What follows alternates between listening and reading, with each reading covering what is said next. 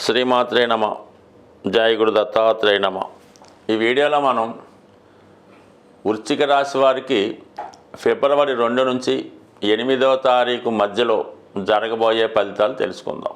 మరి ఈ వారంలో గురుగ్రహం రుజుమార్గంలోకి రావడం వల్ల ముఖ్యంగా వివాహ విషయంలో ఒక నిర్ణయం తీసుకోవడానికి కానీ, కొంతకాలంగా వాయిదా పడుతూ వస్తున్నటువంటి వివాహ ప్రయత్నాలు సఫలీకృతమై సక్సెస్ అయ్యే అవకాశాలు ఉన్నాయి. ముఖ్యంగా ఎవరైతే పెద్దల అంగీకారంతో ప్రేమ వివాహం చేసుకోవాలని ఎదురు చూస్తున్నారో వారికి ఈ సమయంలో ఖచ్చితంగా వారి యొక్క అనుకూలతతో, వారి యొక్క ఆశీర్వాదంతో వివాహం జరిగే అవకాశం ఉంది. ఇంకా వివాహ ప్రయత్నాలు చేస్తున్న వారికి, మరి ఈ వృశ్చిక రాశి వారికి గురుబలం అంటే గతంలో కన్నా అంటే మొన్నటి వరకు వక్రించి ఉండడం జరిగింది. ఇప్పుడు రుజుమార్గంలోకి రావడం వల్ల చాలా వరకు ఆ పనులు సఫలీకృతం అయ్యే అవకాశం ఉంది. ఇక తొందరలో మీరు వివాహానికి, పెళ్లిపేటలు ఎక్కడానికి టైము లైన్ క్లియర్ అయింది కాబట్టి తొందరపడడం మంచిది.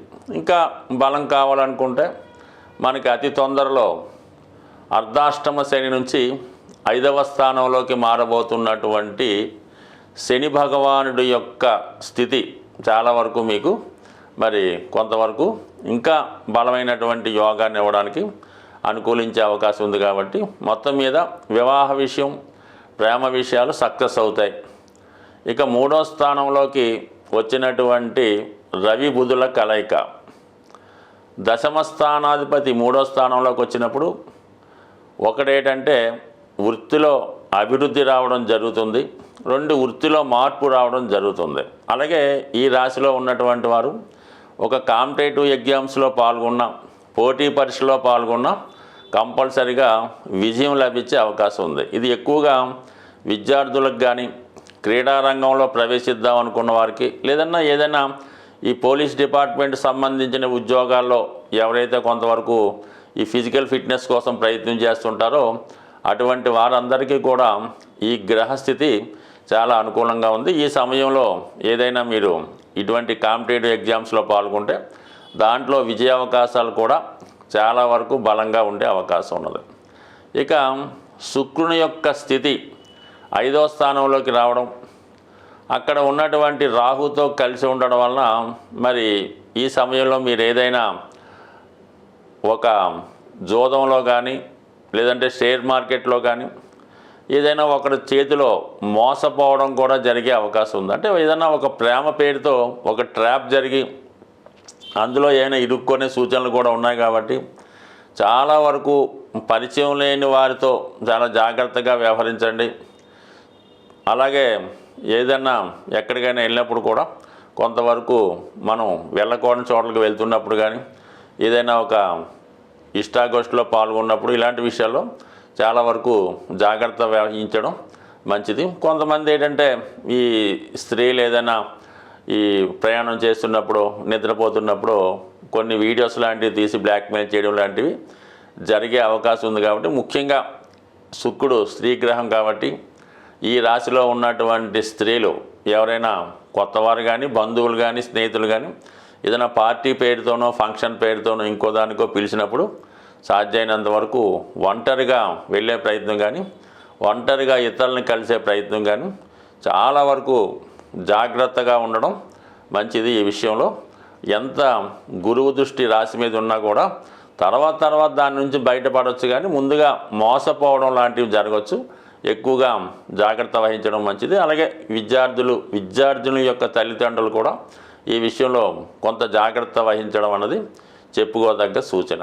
ఇక మనకి కేతువు లాభస్థాన సంచారం వల్ల పుణ్యక్షేత్రాలు దర్శించడం కానీ, ఏదైనా ఒక గొప్ప ఆధ్యాత్మికవేత్తలో ఒక గొప్ప గురువు ద్వారా కొన్న సమాచారం తెలుసుకోవడం కానీ, వారి యొక్క సూచనలతో మీ జీవితాన్ని సరిదిద్దుకునే ప్రయత్నం కానీ చేసే అవకాశం ఉంది. కొన్ని సందర్భాల్లో వ్యక్తిగతంగా మీ యొక్క ఆదాయాన్ని పెంచుకునే మార్గాలు కూడా పెరిగే అవకాశం ఉంది. ప్రస్తుతం రాశ్యాధిపతిగా ఉన్నటువంటి కుజగ్రహం 8వ స్థానంలో మరి సంచరిస్తూ వక్రగమనం వల్ల మరి జాతకులు ఏదన్నా ప్రమాదకర వృత్తుల్లో ఉన్నవాళ్ళు చాలా జాగ్రత్తగా వ్యవహరించవలసి ఉంటుంది.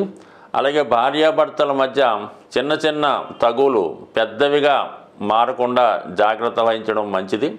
బట్ ఏదైనా ఈ వైవాహిక జీవిత విషయంలోనూ చాలా జాగ్రత్త వహించడం మంచిది. ఎందుకంటే అష్టమంలో కుజుడు వివాహ బంధాన్ని దూరం చేసే ప్రయత్నం చేస్తూ ఉంటాడు కాబట్టి ఈ విషయంలో జాగ్రత్తగా ఉండండి. భూములు, స్థిరాస్తులు వ్యాపారం చేస్తున్న వారికి చాలా వరకు కలిసి వచ్చే అవకాశం. వివిధ రాశుల వారికి జాతకంలో ఉన్నటువంటి సమస్యలు పరిష్కరించుకోవడానికి ముఖ్యంగా ఈ వారంలో ఈ ఫిబ్రవరి 4వ తారీఖున వచ్చినటువంటి రథసప్తమి రోజు మరి చక్కగా వీలైన వాళ్ళు అవకాశం ఉన్నటువంటి వారు ఏదైనా పుణ్యనది స్నానం చేసి సూర్యభగవాన్ని మనసారా నమస్కరించుకోవడం వల్ల, మరి ఆచారంగా ఉన్నవాళ్ళు వారి యొక్క గృహంలో మరి ఈ పాయసం తయారు చేయవలసి ఉంటుంది. అంటే మరి ఆవు పిడకలు సేకరించి మరి సూర్యునికి ఇంచుమించుగా ఎదురుగుండా ఆ ఆవు పిడకల పైన ఏదైనా కొత్త పాత్రలో మరి పాలు మరి కొత్త బియ్యం వాటితో పాయసం తయారు చేసి సూర్యభగవానికి నైవేద్యంగా ఇచ్చి అది ప్రసాదంగా తీసుకోవడం వల్ల, అలాగే ఆ రోజంతా నియమంగా ఉంటూ మరి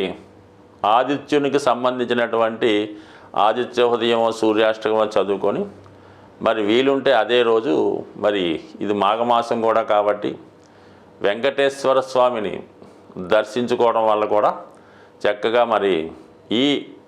మరి మన రాశులు, నక్షత్రాలు, గ్రహాలు ఇస్తున్నటువంటి శుభ ఫలితాలు మీరు పొందాలంటే సూర్యభగవాని యొక్క అనుగ్రహం తప్పనిసరి. కాబట్టి మరి ఎవరైతే జ్యోతిష్ శాస్త్రాన్ని నమ్ముతారో, జాతకాలను ఫాలో అవుతారో వారు కంపల్సరిగా ఈ గ్రహాలకి ఏదో ఒక పరిష్కారమో పరిహారమో చేసుకుంటూ ఉంటే అవి మీ మీద పూర్తి అనుగ్రహాన్ని ప్రసాదించే అవకాశం ఉంటుంది. కాబట్టి ఈ సూర్యభగవానికి సంబంధించినటువంటి ఈ రథసప్తమి మీరు నియమంగా పాటించడం వల్ల మరి పెరుగుతున్నటువంటి ఎండల్లాగే మీ యొక్క అదృష్టం కూడా పెరిగే అవకాశం ఉంటుంది. స్వస్తి.